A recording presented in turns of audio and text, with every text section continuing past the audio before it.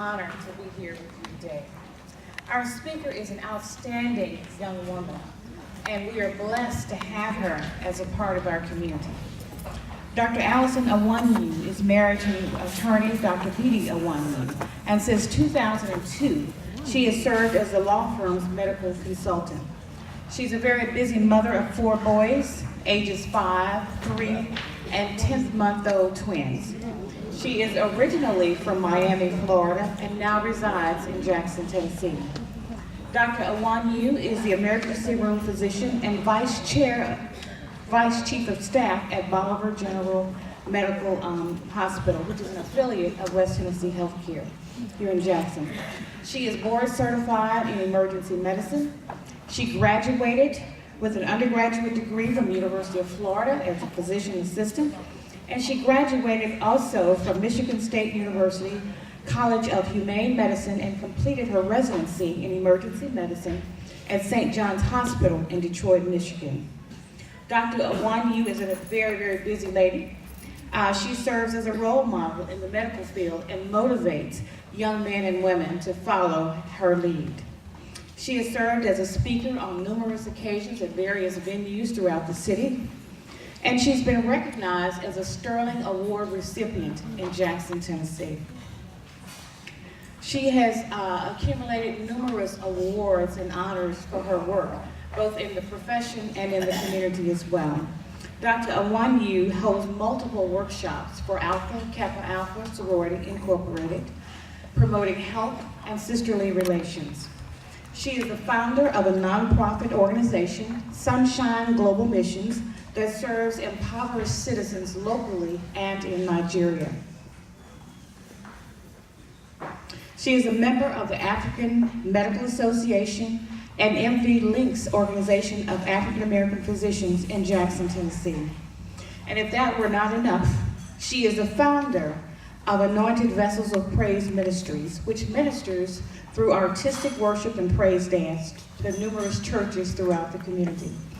She's certified as a praise dancer, and Dr. Anyanwu is currently writing a book entitled Vessels Broken but Not Destroyed, Transformation from Victim to Victor, which is scheduled to be published in October 2015. Ladies and gentlemen, please join me in welcoming our distinguished speaker for the afternoon, Dr. Allyson Anyanwu.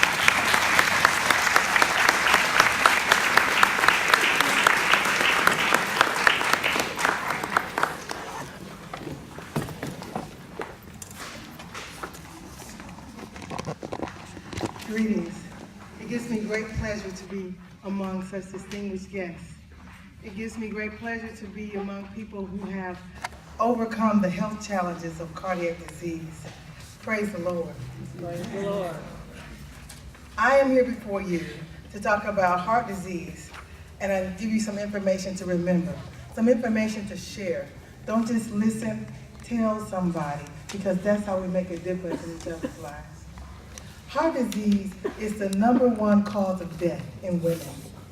1 out of 4 deaths occur in women from heart disease.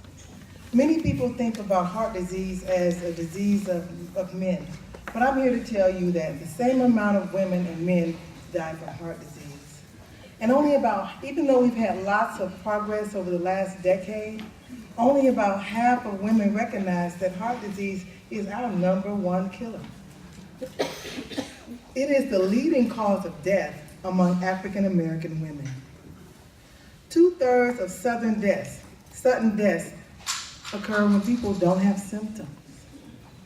So, what are the symptoms when you do have them? Chest pain. I call it angina. You may call it indigestion, heartburn, a little funny feeling in the chest, because see, women, we are not typical. We don't always have that crushing chest pain that's moving through our arms. It just may be something subtle. Give me a sharp pain, a dull pain, an ache. It can sometimes radiate to your neck, to your arm, your jaw. But remember, chest pain, check it out, no matter how it presents.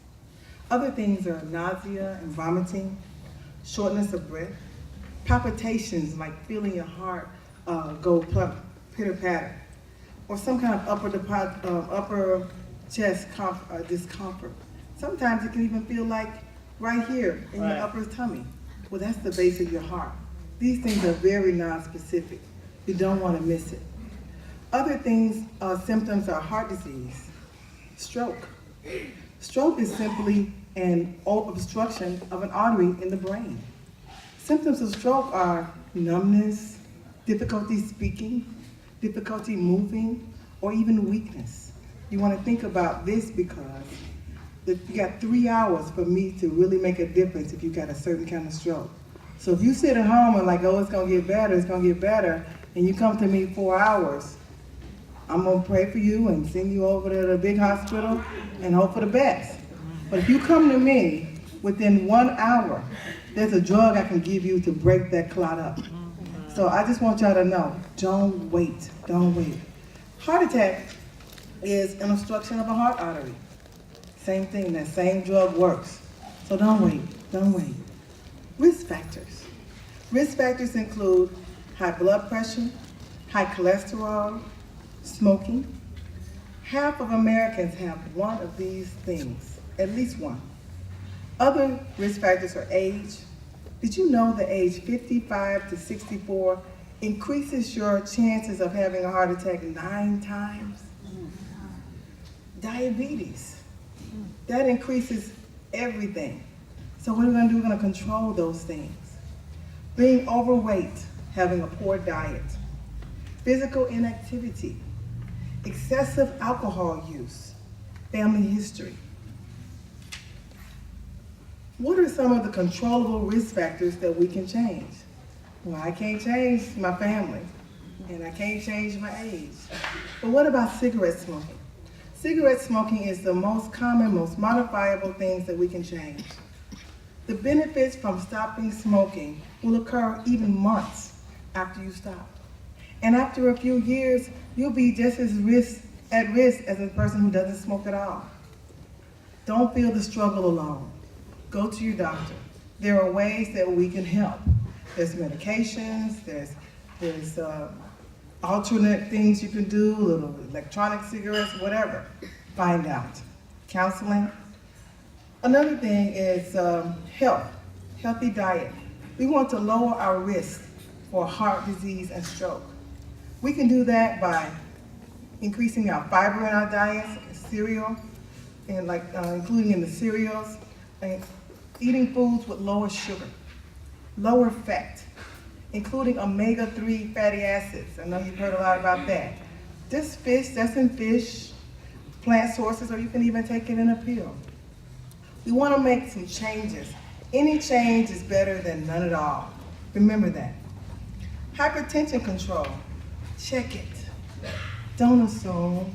Don't assume because you're taking your blood pressure pill every day and you've been doing that for the last years or whatever. Things change. Check it. Be in the know. Your good goal for good blood pressure is going to be in the 130s over the 80s. Okay? So what I want you all to do is write down your blood pressure, several of them, over a few days on one piece of paper. Take it to your doctor and say, hey, is this working for me? Sometimes you need to adjust it a little bit, even though it's been working for some time. Weight reduction. Nobody wants to talk about that one. However, we can. All we need to do is be persistent and be determined and have a plan. One of the ways that we can do, a little change is better than none at all. People like to brag about large weight loss, but a little bit is good too. If I do a little bit today and a little bit tomorrow, I'm just that much farther a month from now, a year from now. Let's just go in the right direction, even if it's at a turtle's pace. Exercise is going to help us get this accomplished.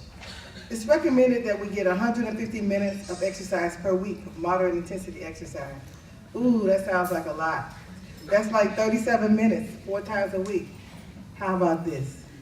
I want to challenge each of you. Let's do 20 minutes.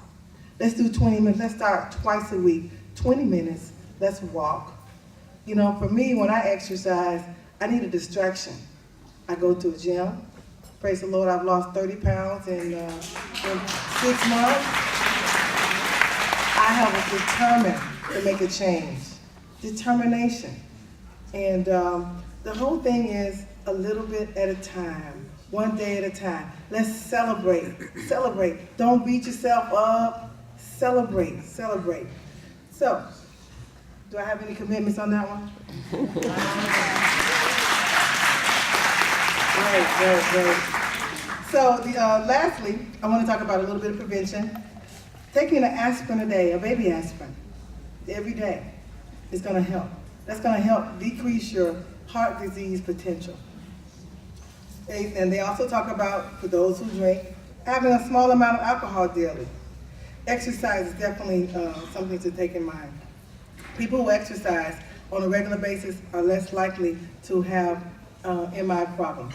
MI meaning myocardial infarction, heart attack.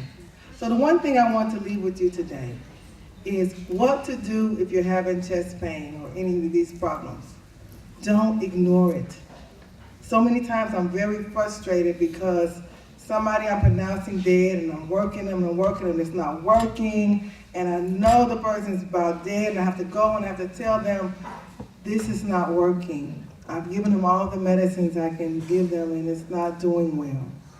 And then I go back because I'm giving them time to get their mind, and they don't get it. It's not until I say, Mr. Stevenson is dead, that they just hit it. Let's not get there. So many of these things can be preventable if you just don't wait. He's been having chest pain for 2 days. Don't wait. It's not worth the risk. What if you're wrong? If you're wrong, you may be dead. So let's just think about it, rethink about it, and change a little. Thank you for listening.